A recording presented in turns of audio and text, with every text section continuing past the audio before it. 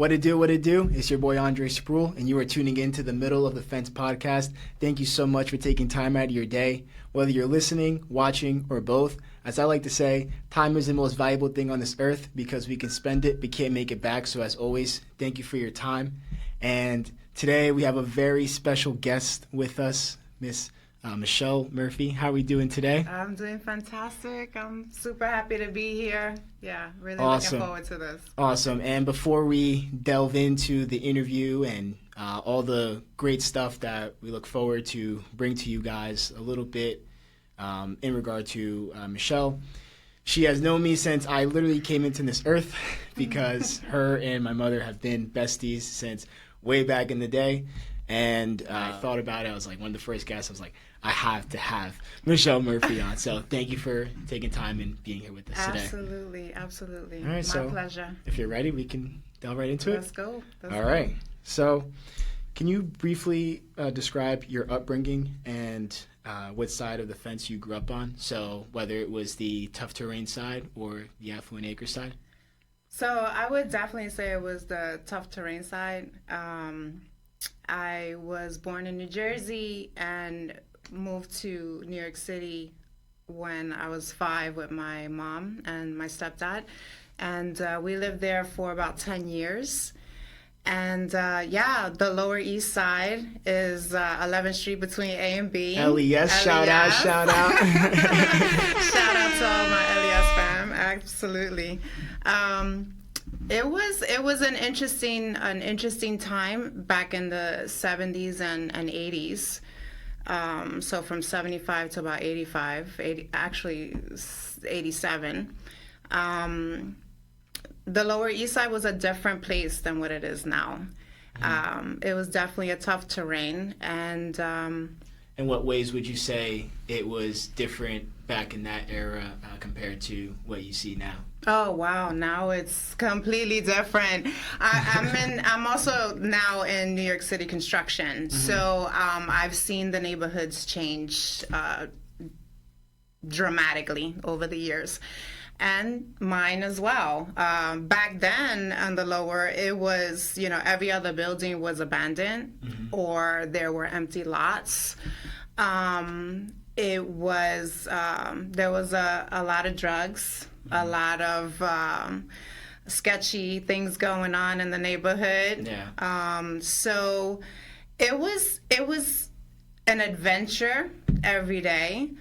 We had each other though, the kids. I had like 20 kids on my block, and most of us were all around the same age. And like from a bunch of like different backgrounds as well, like you mentioned previously, right? Yeah, so on my block in particular, it was a lot of Puerto Rican on my block, and there was like a large family. There were a couple families that lived in different buildings, so they were very prevalent on the block. But in my school was very diverse. Like in my class, I had people from all over the world, all different ethnicities.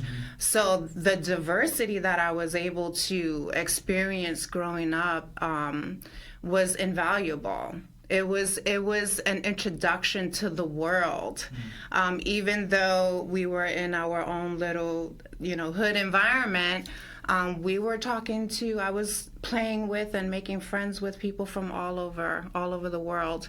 And so that was really cool, very interesting, very just one of those things that you value.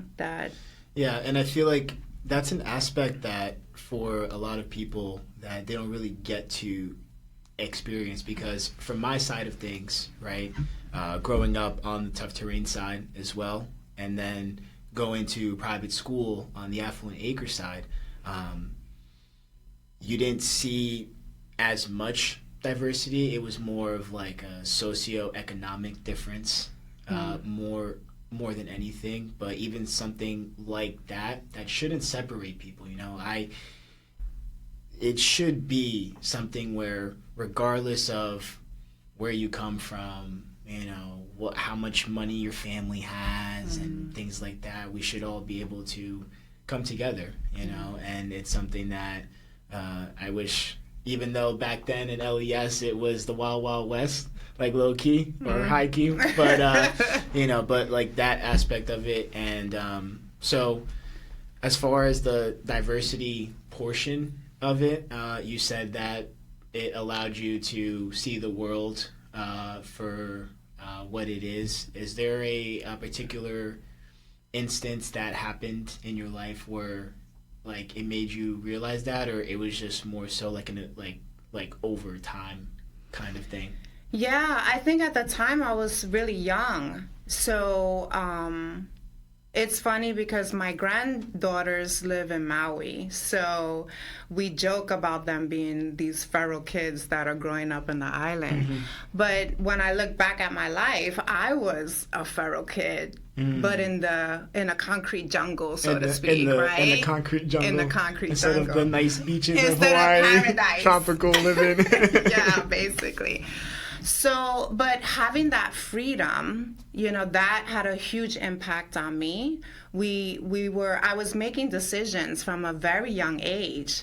We used to go from 11th Street all the way up to 42nd Street and just travel through the city and see all the sights. And 42nd Street was a very different place as well back then. So, but, there was also when I was in school, school was structured. I went to public school. School was structured a little bit differently back then. They had classes based on your scores.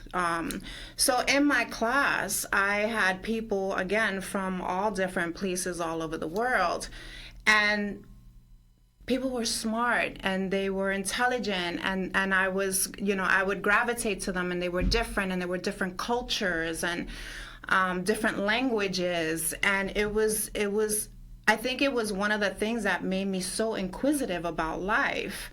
And then going back to the block, when I talked about, it was predominantly Puerto Rican, but we had a Rasta that had a leather shop on the block. We had a gypsy that lived upstairs. We had drug dealers, like big time drug dealers. We had pimps and I mean it was just an array. And then I also had Sunday school.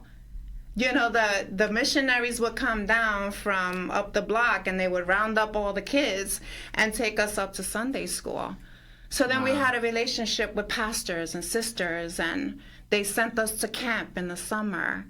So it was really, really eclectic and different, and there was always something going on that triggered your imagination and the adventure of growing up. Yeah, and I just think that it just highlights the strong sense of community that was present, that despite whatever people were doing for a living, whether it was gray area type of thing, or regardless of where they came from, that the sense of community was so strong that you guys were able to unite and still come together as one, which is really, really dope to hear. And so you mentioned the public schooling aspect, and you eventually crossed the bridge to New Jersey, Orange, New Jersey, represent. Reppin', tornadoes, OHS, yeah. So you've mentioned previously how because of what you went through on the Lower East Side and growing up there, that when you started going to school in Orange, that you saw it more as a luxury versus where you grew up. And you can delve in a little deeper with that, but the 2 cents that I'm adding to that is how it's, people's perspective and how different it is, where for you coming into Orange, and obviously it's a high crime rated area, and around the time that you came in, definitely a lot more high crime rated than while I was there, because right now it's being completely gentrified. But you seeing it as the way that you did versus me, and looking at it as being lesser because I had the privilege of going to private school on the Affluent Acre side and things like that. So you mind delving into a little bit to what it was like when you made that transition? Yeah, so it's really interesting to see the difference with us, right? And how we experienced the same neighborhood, different time, of course. So when I moved back to Jersey, I was born in Jersey, but I didn't live there growing up. So when I moved there, and I was going to high school, and so it was definitely the burbs. It was the suburbs for me. It was a completely different environment, and people were living in homes and houses. It's not that I never experienced that before, because I did. From as an outsider going into other people's homes, etc., right? But now my friends, like people that I was getting to know, they lived in homes, they had backyards, they had these, luxuries, these spaces that we didn't have growing up in the city. So that made it different. That made it more attractive, right? To be like, okay, this is more of a suburban lifestyle. I think that was like the biggest difference for me coming here. I think one of as far as like living situations, one of the things that was pretty different with regards to the environment with as far as people was the lack of diversity that I found in Orange, New Jersey. Obviously, you mentioned in Lower East Side how very diverse area and neighborhood, and rightfully so, like how most of the New York City area is. What was like the primary difference on the Orange side, like more of the type of people that you saw, because it was less of a melting pot? Yeah, that's basically what it was. It felt more segregated. I remember when I was coming, it was a predominantly not one nationality, one race, or predominantly, I didn't experience that before. I mean, like I said, the block that I lived on was predominantly, so I understood that, but the whole town felt like it was. And then you have West Orange, and then you have South Orange, which are completely different. Yeah, like, all together to this day, guys. To this day, still. So that was very interesting to me. It was interesting how the towns were like broken up, and so the schools were broken up. In New York City, there was a lot of different high schools that you could go to, and in this structure, you had one. You lived in this town, you went to that school. In New York, you could go to school anywhere in the boroughs. You can apply to any high school. And so it was very different. But, it's what it was. And so it was like, okay, here we go. We're just going to navigate at what this is. But I did notice that as a big difference. Yeah, definitely. And as you ventured on from high school and into the grown-up life, which I'm going through now as a 28-year-old young man, what would you say was like the biggest challenge or obstacle, whether it was in like the late teenage years or like the early 20s or even like beyond that? I was probably my own biggest challenge, because I grew up making decisions from a very early age. And so when you're a teenager and you're a young adult, you have this sense of fearlessness.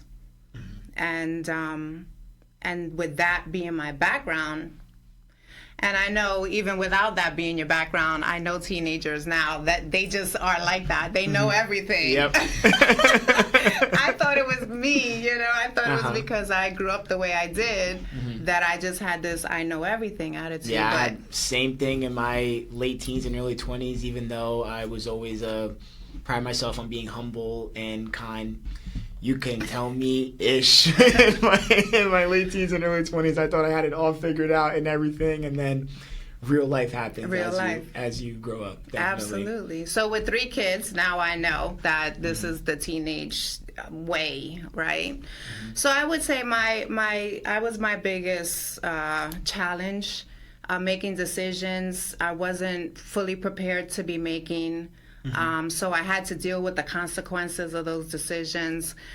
But again, the resiliency that I developed growing up, because I was accustomed to making decisions that put me in sticky situations, and I always had to figure my way out, I knew that I would figure my way out eventually. But it wasn't easy, because some decisions, you know, there were some big consequences for them. Yeah, and we don't have to delve too much into those decisions if you don't want to, but I will say that the first thing that I was thinking of as you were saying that is growing up on the tough terrain side, I feel like it forces, well, not feel like, it does force you to grow up a lot sooner than most other kids, I would say, that are living throughout the U.S.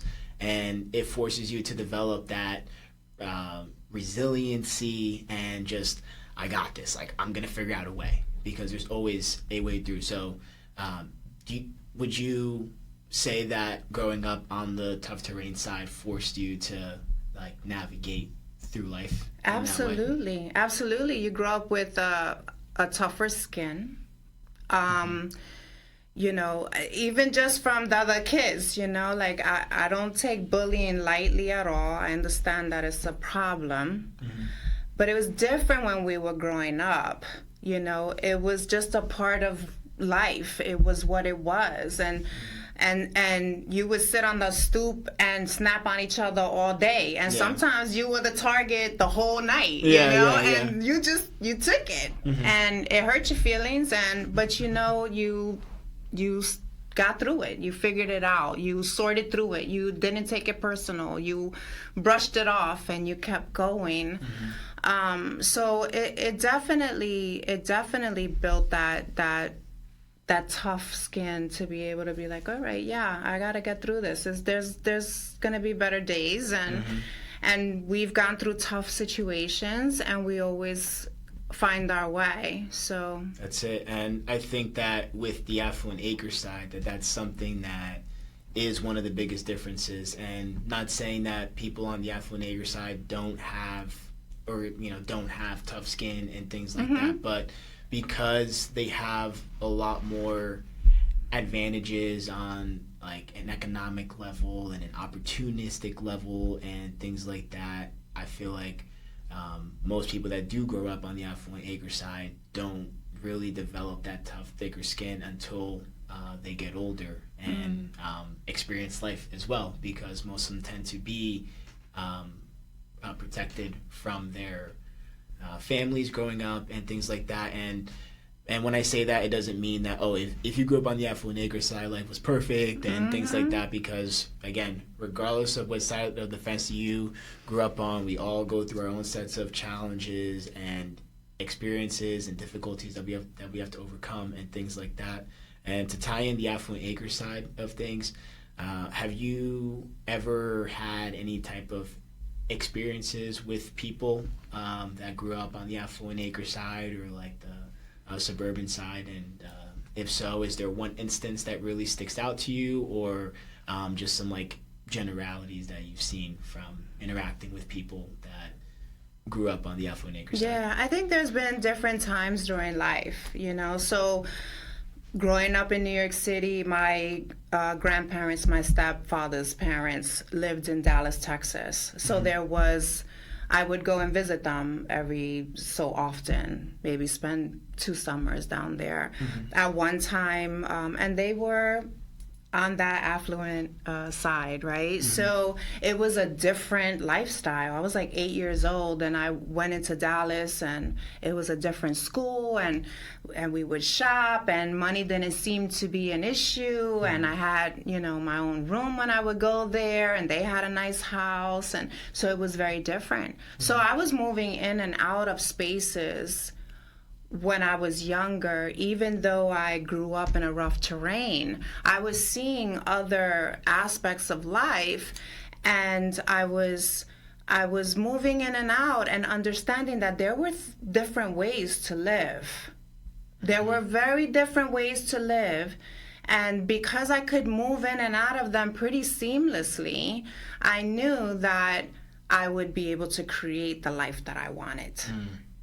It gave me the awareness that there was more. You know, when I would go up to summer camp, I would be packed in, you know, for 2-3 weeks before camp, because I couldn't wait to leave the city and go upstate and be in the mountains and get the breath of fresh air and not swim in that the like New lakes. York air. You know, I could not wait. And I met people from all over the place there that had different backgrounds, and they were kids, and I was a kid, and that's the thing with being a kid, right? It doesn't matter. It doesn't matter, but if you're open, you learn, and you develop a sense of empathy for people and their backgrounds and their situations. So yeah, all of that, again, that adds to the diversity. For me, that diversity is such a big word. It's not just your ethnic background and race. Exactly. Let's just make that clear. Diversity is Absolutely. not just race and ethnic background, but I feel like that's what it gets categorized as. I agree. Yeah, it's so much bigger than that. It covers your experiences in life, the people that you get to know.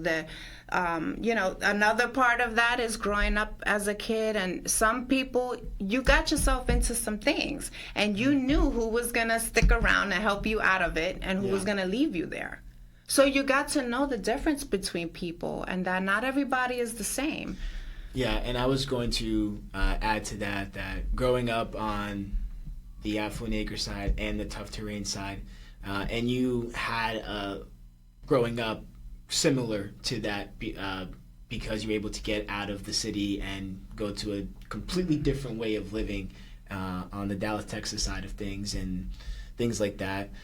And I feel like when you're exposed to that kind of stuff earlier, I feel like it makes you a better person because it makes you realize from an early age, because I felt that from a very early age that, wow, you see, and around like that age was when that realization hit me as well, that 8 to 9 year old age where there's always someone with more than me and there's always someone with less than me. Always. And then it makes you be not as quick to judge people. And because I feel like that's the stigma that happens a lot to this day is, oh, well, because they're of a certain race and talk a certain way and dress a certain way, then it means that they behave like this and they value these certain things. But if you have a conversation with them, it may not necessarily be true, like, at all, you know? So do you think there could ever be a world like that where the tough terrain side and Affluent Acres can come together, and if so, what that would look like? Wow, that's a great question. I mean, that is the dream, right? Yeah. That is a dream because you 9 times out of 10 when you speak to someone, you learn something that you didn't know. And most of the time we're very judgmental as humans because we're very judgmental of ourselves. That is a great point. So great point right there. We're our biggest critics. And because we're so judgmental of ourselves, we judge others. And, you know, if we can become aware of that behavior, then we can start to make a change.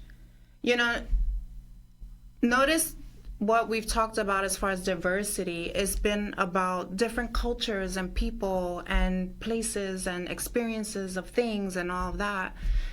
It's not race. Race is a man-made construct. Exactly. Right? We're all the human race. There it is. Right? So we all come from the same place. Yeah. We're just different in the way we've experienced life and where we have grown up, etc. So I think in order for us to have a world where we are coming together and showing each other love and empathy, we got to start with ourselves. You can't look outside. It's so cliche, but it's Michael Jackson's The Man in the Mirror. Yeah. You gotta look at yourself. You gotta start there. And when you start there and you start to make those changes and you start to open up your mind and start to talk to people that are different than you, and you're open to what they're saying, then you will change. And the world around you will start to change. Yeah. And those people around you will see you change, and they will change. It's a trickle effect. Yeah. And 100%. Like, we see eye to eye with that. And you mentioned that we have to show ourselves that self-love and willingness to change the things that we may not necessarily like about ourselves. And easier said than done, obviously, but I feel like because of our past conversations, that's something that we've definitely touched on. And for me personally, I feel like that's something that I had to do, where it was like, all right, I don't like the way my life is going, you know? And fortunate for me, I found this out in my mid-20s and started making the changes, you know? And, you know, whether you come to that realization in your teenage years, if you do, then the world is your oyster. Yeah, the world is your oyster. But whether you get that in your, come to that realization, 20s, 30s, 40s, 50s, or beyond, it doesn't matter. Just the fact that you're able to come to that realization, because it really does start within. And it sounds so corny and so cheesy and things like that, but it is the truth. And, it is the truth. What are, if you don't mind sharing, what are some of the ways that helped you as far as either like changes that you've had to make or certain things that you implemented to rewrite the story of your life because of all the things that you've experienced growing up and the type of situations that you found yourself in as a result, and what were some of the things that you did to look within to start to make those changes? Yeah, for me specifically, it's been challenges and adversities. So with every single one, there was reflection on, how did I end up here? What was my why? Why did I make the decisions that led me here? And then there were other things that just happened but it seems like every time my life fell apart in one way or another, it was a time for me to reflect and understand and rebuild. And how amazing is that, to be able to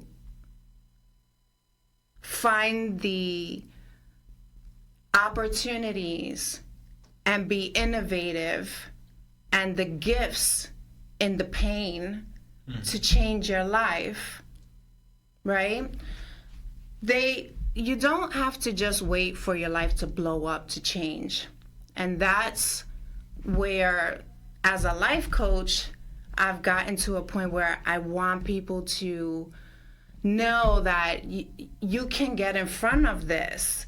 You can use an experience or a feeling to ride the wave of change, as opposed to a devastation or a challenge or something that blows your life up, to ride the wave of change. So for me, there were quite a few pivotal moments in my life. When I had my oldest daughter, she gave me purpose. She gave me a reason, because growing up, we talked about where I grew up, etc. And you had her young too. And I had her young. At what age? So just so the audience. Yeah, I was 18 when I had Tajmir. So, but I had no purpose, because that rough terrain that I grew up in blew up my family. It destroyed my family dynamic. I had a plethora of friends that I shared my life with that helped me through that time, but my actual home environment was affected by that environment itself. So it was it's a very interesting background. Yeah. But with that happening and me losing my family, I had my way to navigate that was to create my own. Yeah. And so that's where Tajmir came in and gave me purpose and helped me to make better decisions. Still made some sus decisions, but we are human. We are human beings. But better decisions, and to really, step up in the world and become who I was meant to be. And, life was good and we moved on, and then I ended up getting married. I had 2 more children. I moved to the suburbs. I bought a house. I had the white picket fence, did all of the things, right? Yeah. To change the trajectory of my life from where I was from to now, okay, this is what I want to give my children. I'm a cycle breaker, right? So I'm a cycle breaker, and my kids are going to have a better upbringing than I did and better opportunities. So, but, things don't always work out. And then a divorce came. And then there was another time for how did I end up here? Now I have 3 children. I'm, starting all over. Life blew up again. Where's the gifts and opportunities in this? How can I become better? How can I do things better? How do I move forward and create a life that's not only beneficial to me, but my kids? They have been my priority. Everything that I've done since I've had them has been them first. Of course. And you mentioned that the tough terrain side blew up your family. Do you want to just quickly give a little insight into what that looked like and how that felt like? Yeah. So I was 5 when we moved there, and I really don't know what the plan was. I don't know why my mother and my stepfather decided the Lower East Side was the best place for us to go, but there must have been a plan. So we got there, and they ended up having 2 more children. So I have 2 sisters. But during that time, my stepfather ended up getting arrested and went away to jail. Sing Sing too, like upstate. So okay. Yeah, so it was serious. It was a thing, whatever was going on there. And my mother just wasn't able to hold it all together. Again, it was a very tough neighborhood. And I used to look back and say she just wasn't strong enough. She wasn't built for that. See, I'm built. I'm built for that. Tough terrain built. Yeah, tough terrain built. I'm built for that. And so I used to look back and I used to feel bad. And, I was angry with her. There was all types of, over the years, there's been all types of revelations as far as my relationship with her. Mind you, my mom passed away when I was 27. So very young, right?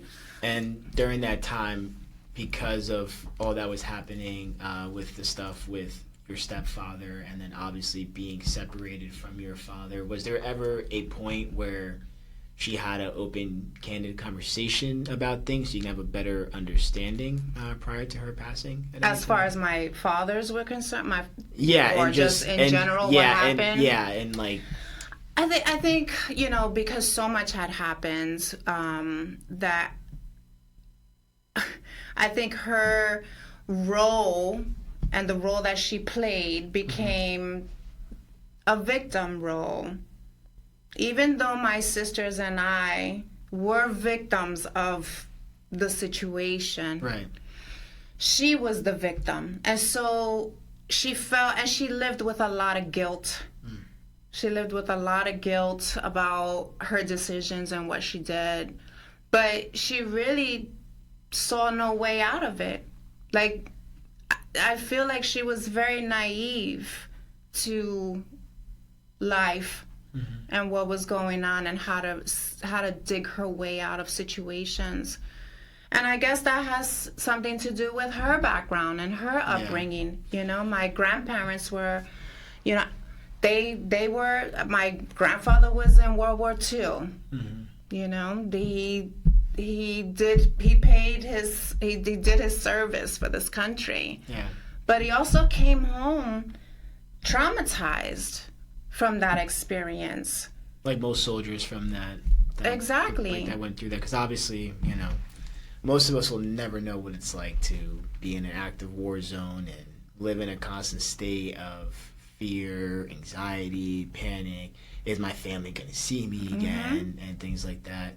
And it's funny that you mentioned that, because recently I saw one of my friends that is in the Army, that I've been best friends with since high school days. And he was in Iraq for all of last year, so all of 2024.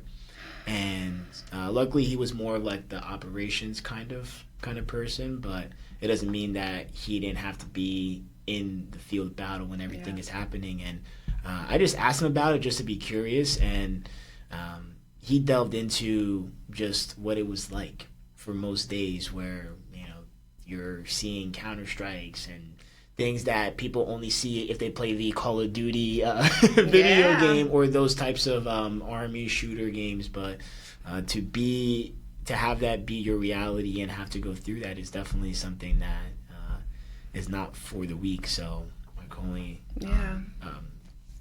imagine what that's like. And also too, because back in that time it was just, okay, suck it up and keep it moving, where in today's day and age we have so many outlets to express your feelings and emotions, and people are a lot more privy and sensitive to that, where back in that time it just was something that was not done.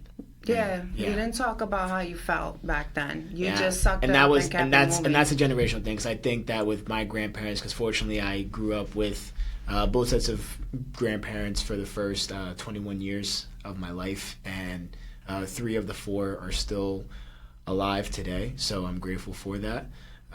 But it's definitely a generational thing, I feel like, where it's like we don't really talk about anything and we just like suck it up and keep it moving. And it is good, but the trade-off, the negative trade-off of, you know, you're just bottling everything in, so then you're holding on to that pain and resentment and with whatever form that it is for the rest of your life, because you have too much pride to say, hey, I need help, or this was really bad and I can't figure out how to overcome it, or anything like that. And so that was then, but we're in this now. We're in this present moment. But looking back, what do you think is the most important lesson or lessons you learned from growing up?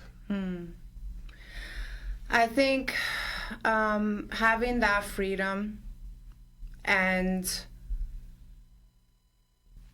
there's a benefit, you know, again, looking for the gifts and opportunities and all the challenges. So where my mom maybe wasn't strong in some places, she didn't overpower me to be something that she wanted me to be. I had freedom to become who I was meant to be. And so having that freedom allowed me to be curious about life and venture out and try different things and trial and error, make mistakes and learn from those mistakes. And so that conditioning wasn't very strong on me. So some of the conditioning that I did get was actually from the church. I thought, you know, when at one point, because, you know, I've been doing a lot of reflection over the last few years, becoming an empty nester, I'm actually just starting to look back on some of these things, on some of these experiences, and really understanding. For a long time, I didn't want to. There was no need for me. I needed to move on. I needed to raise my kids. I needed to give them. That's how I was thinking. Now I'm looking back. So looking back, I'm like, oh, wow, a lot of the guilt that I was harboring, or the judgment that I had on myself, came from the church. it came, even though they saved my life in a way that they showed me different parts of life, the mountains, the ocean, all of those things, but there were other things that happened there as well.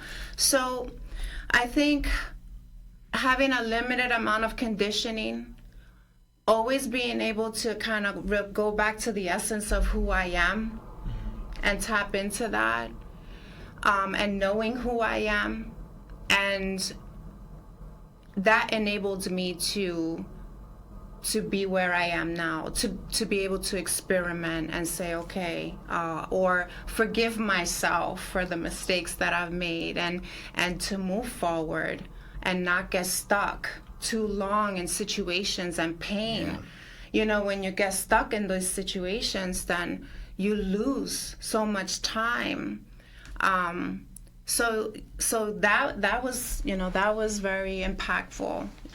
Yeah, and the freedom to be who you are and things like that. That's something where I'm grateful that my family did as well, and because again, growing up on both sides of the fence, I realized that my family did the best that they could, and my family situation was a lot different. Obviously, it was a village. My mom, my siblings, grandma and grandpa, aunt, uncle, cousin. We were all in their typical Spanish family and things like that. But they did let us, as the children, be who we are and experiment and things like that. And looking back, it's like, it would have been cool if they would have just, because I played basketball growing up, obviously, for those that are watching or listening that don't know that. So that was such a big part of my life. So when I was going through my personal, evolution, I was like, why couldn't they have gotten me into other sports? Or why couldn't they have let me explore the creative side of myself? Because I held the identity of an athlete for so long, and then once I had injuries that took that away from me, I was like, oh my gosh, okay, well, that's gone. So what is life looking for me now? Yeah. And things like that. But I think it is important to give especially children the space to explore and be inquisitive, and giving them having the world be their oyster and their playground, just to figure out and try things out and things like that. Because if you restrict that in any kind of way, then it can really impact the type of story that they tell themselves growing up and throughout their lives. And I feel like that's because you were able to do that you let your children be able to do that as well. So I just think that's a really cool aspect of it. Yeah, I wanted to just touch on too how, when I first moved to Jersey is when I met your mother. Oh, really? So your mother was like, who is this girl walking into class? So and we became friends. And so coming from where I was coming from, I met your family, and it was so refreshing. It was inspiring. It was an example of what a loving family look like. Yeah. So for me, coming from a place where my whole family was distorted and demolished, basically, to meeting your family and seeing what it could be like, it was very impactful. It was very impactful. So I just wanted to make sure I said that. Thank you. Yeah, because as I've gotten older, I've realized that the love and support that I've gotten from my family throughout my life, as I continue to tell people that, I didn't realize the extent of the love and support that my family provided me. So as I continue to evolve on this journey, I'm just so blessed and grateful for that. And so another quick question as we're getting ready to wrap up in a little bit, but what advice would you give to someone currently growing up on either side of the fence? Like, what's one piece of advice that you would give to anyone? Growing up on either side of the fence, or both sides, jumping back and forth, any of it. I think being curious, always. Not taking things personal. Being grateful for the exposure, grateful to be able to jump in and out of different spaces and experience different people and different lifestyles and different levels of this human experience. It's like you said earlier, there's always going to be someone who has more than you and always going to be someone who has less than you. And understanding that you create your life. And just because this is where you're starting out does not dictate where you're going. That's it. The world is for you to decide how you want to experience it. You choose your experience. You may have been brought into it in one place or another, and you're navigating what you've been brought into, but that's not where you have to stay. That's great advice, and the only thing that I would add to that is whatever aspects of the stories that you tell yourself that hold you back in any kind of way, you have the power to rewrite those stories. Absolutely. You have the power to rewrite those stories, and it may not sound like it can be true, and certain stories may take a lot more work than others to rewrite and rewire because of how long you've held on to them, but it is possible.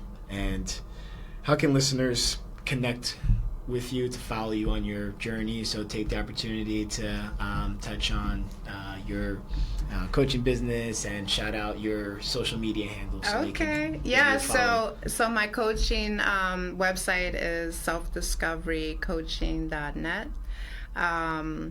And you can connect on my Instagram from my page. I'm looking forward to doing more coaching and working on plans to implement it into my career. So I'm very excited about it, very excited about working with people. I've been working with some people doing some charity work. It's just so inspiring. And people want to do good. They want to have a good life. They want to experience life and be joyful. And sometimes we just get, bogged down with the circumstances. One of the things that you mentioned earlier that triggered a thought for me is being put in a box. Don't put yourself in a box, and don't let anybody else put you in a box. Okay? You create the life that you want. I've been working lately with myself in this space of loving the life that I live and creating the life that I love. And it's a constant growth and evolution of your life, and there's always change, and ride the wave of change. Welcome it. Absolutely. And there were definitely certain things that we didn't get to touch on, so we're probably gonna have to bring you back for another one. And for everyone that's watching and or listening, thank you so much for tuning in to this episode. And if you like this episode, please be sure to follow and subscribe on your favorite podcast streaming platform, whether it's Spotify, Apple Podcasts, iHeartRadio, whatever your preferred streaming podcast platform is. And if you prefer to watch the episodes, be sure to get on YouTube and hit the notification bell so you can subscribe and be the first to be notified when the latest episodes drop. And once again, no matter what side of the fence that you grew up on, we're all more alike than we think. And Michelle, thank you for joining today. Thank you. And again, no matter what side of the fence you grew up on, we're all more alike than we think. My name is Andre Spruell. Catch you guys next time.